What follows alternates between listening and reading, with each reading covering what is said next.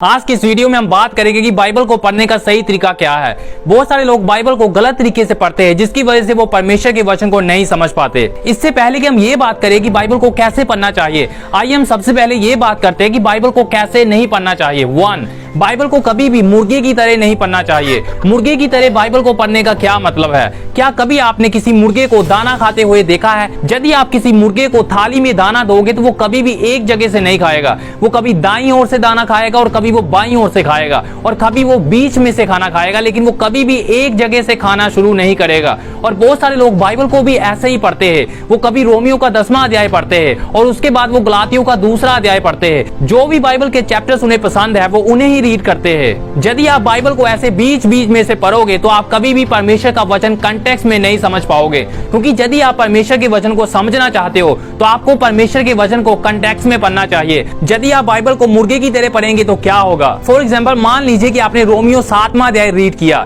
लेकिन उसके बाद आपने 8वां अध्याय रीड नहीं किया, लेकिन उसके बाद आपने और कुछ पढ़ना शुरू कर दिया, तो उससे आपको ये लगेगा कि हम लगातार जितने दिन इस पृथ्वी पर जीवित है हम लगातार पाप के साथ स्ट्रगल करते रहेंगे। क्योंकि 7वें अध्याय में पौलुस कहता है कि मैं जो काम नहीं करना चाहता मैं वही करता हूँ, और जो मैं भलाई में करना चाहता हूँ उसे मैं कर ही नहीं पाता, क्योंकि जो पाप मेरे अंदर है वो मुझसे इन कामों को करवा रहा है। और कुछ लोग इन वचनों को लेकर ये प्रचार करते हैं कि आप लगातार इस पृथ्वी पर जब रहते हो आप लगातार पाप के साथ स्ट्रगल करते ही रहोगे। लेकिन यदि आप कंटेक्स्ट में पढ़ो कि वहां पर पौलुस क्या कह रहा है तो आप समझ जाओगे कि वहां पर क्या लिखा है। वो 7वें अध्याय में जिसकी बात कर रहा है वो 8वें अध्याय में उसका सलूशन लेकर आता है। 7वां अध्याय खत्म होने से पहले वो कहता है कि परमेश्वर का धन्यवाद हो कि इसका सलूशन प्रभु यीशु मसीह में है, और वो 8वें अध्याय में बताता है कि जीवन देने वाली आत्मा ने हमें पाप की सामर्थ से आजाद कर दिया है। यानी अभी आप एक ऐसे व्यक्ति नहीं हो जिसे पाप के साथ स्ट्रगल करने की जरूरत है, लेकिन आप पवित्र आत्मा के द्वारा पाप के ऊपर एक विजेता का जीवन जी सकते हो। रोमियो 7वें अध्याय में पौलुस उस व्यक्ति के बारे में बात कर रहा है जो व्यवस्था के अधीन है।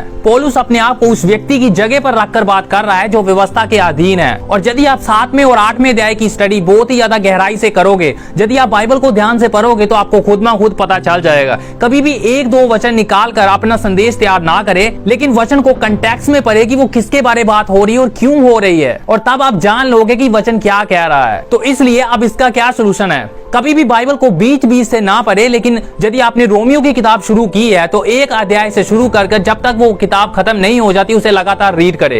यानी आप बीच बीच में किताबें शुरू कर सकते हो, जैसे कि रोमियो की किताब, गलातियों की किताब, लेकिन आप जो भी किताब को पढ़ना शुरू करते हो उसे शुरू से लेकर अंत तक रीड करे, तब आप परमेश्वर के वचन को समझना शुरू हो जाएंगे। तो हमने सबसे पहले बात की कि बाइबल को मुर्गे की तरह नहीं पढ़ना है। नंबर 2, बाइबल को न्यूज़पेपर की तरह ना पढ़े। न्यूज़पेपर के समान पढ़ने का क्या मतलब है? जब हम बाइबल को न्यूज़पेपर के समान पढ़ते हैं तो हमें सिर्फ ये है कि बाइबल को पढ़ना है, यानी हमने एक रीति रिवाज बनाया हुआ है कि बाइबल को पढ़ना है, हमें समझ आए या ना आए। फॉर एग्जाम्पल, यदि मैं बाइबल को न्यूज़पेपर के समान पढ़ूंगा तो मैं ऐसे पढ़ूंगा। इसलिए हे भाइयों, मैं तुमसे परमेश्वर की दया स्मरण दिलाकर विनती करता हूँ कि अपने शरीरों को जीवित, पवित्र और परमेश्वर को भावता हुआ बलिदान करके चढ़ाओ। यानी कुछ समझ आए या ना आए, हमें सिर्फ ये है कि बाइबल का चैप्टर खत्म करना है। लेकिन बाइबल जो है ये परमेश्वर का वचन है, इसलिए आप इसे न्यूज़पेपर की तरह नहीं पढ़ सकते। तो फिर बाइबल को कैसे पढ़ना है? जब भी आप बाइबल को पढ़ते हो आप धीरे धीरे ध्यान से और बार बार पढ़ो जब तक वो आपको समझ ना आ जाए। आप धीरे धीरे ध्यान से देखो कि परमेश्वर का वचन किसके बारे बात कर रहा है और वचन में क्या लिखा है। आप एक एक शब्द की ओर ध्यान दे।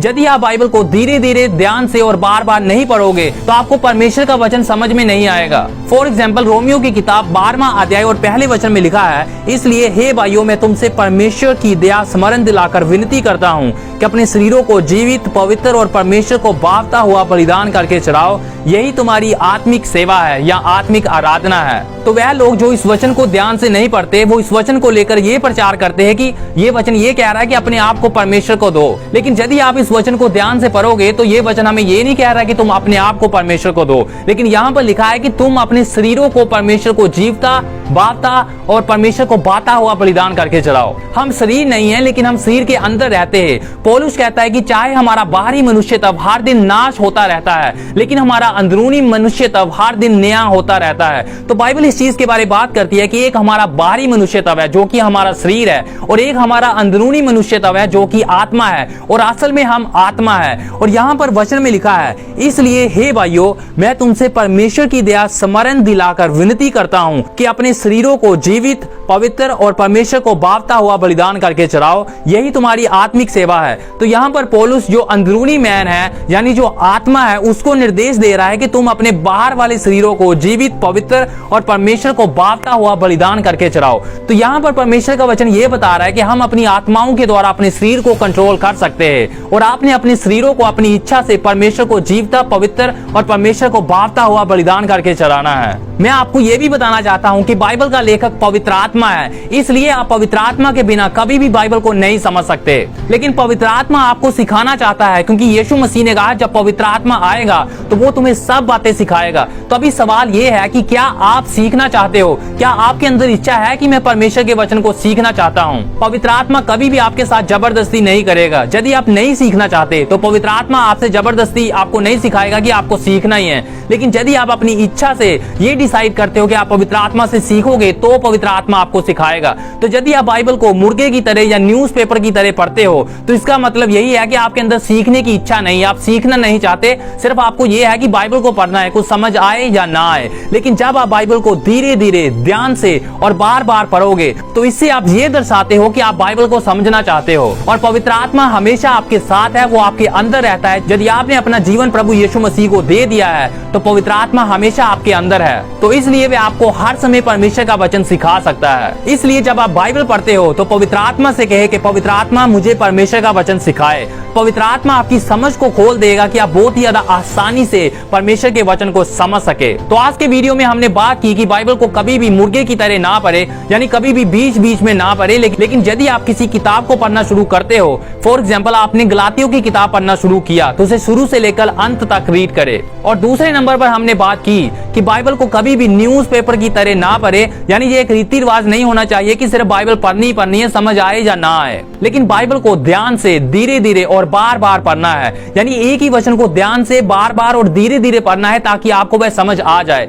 यदि आप ऐसा करोगे तो ऐसा करने से आप ये दर्शा रहे हो कि आप परमेश्वर के वचन को सीखना चाहते हो, और तब पवित्र आत्मा आपको सिखाएगा। मैं विश्वास करता हूं कि आज की इस वीडियो के द्वारा आपने सीख लिया है कि परमेश्वर के वचन को, बाइबल को कैसे पढ़ना है। इसे आज ही अपने जीवन में अप्लाई करें और आज ही परमेश्वर के वचन की स्टडी एक नए तरीके से करना शुरू करें। जब आप ऐसा करोगे तो आज से ही परमेश्वर का आत्मा आपके हृदय में, आपकी आत्मा में अपने प्रकाशनों को डालना शुरू कर देगा। पवित्र आत्मा आपकी आंखों को खोल देगा ताकि आप परमेश्वर के वचन की अद्भुत बातों को देख सको। हम अपने चैनल पर ऐसे वीडियोस अपलोड करते रहते हैं, तो यदि आप हमारे ऐसे और वीडियोस को देखना चाहते हो तो अभी हमारे चैनल को सब्सक्राइब करें और नोटिफिकेशन बेल को ऑन कर ले ताकि हमारे आने वाले सभी वीडियोस आप तक पहुंच सके। Thank you very much for watching this video.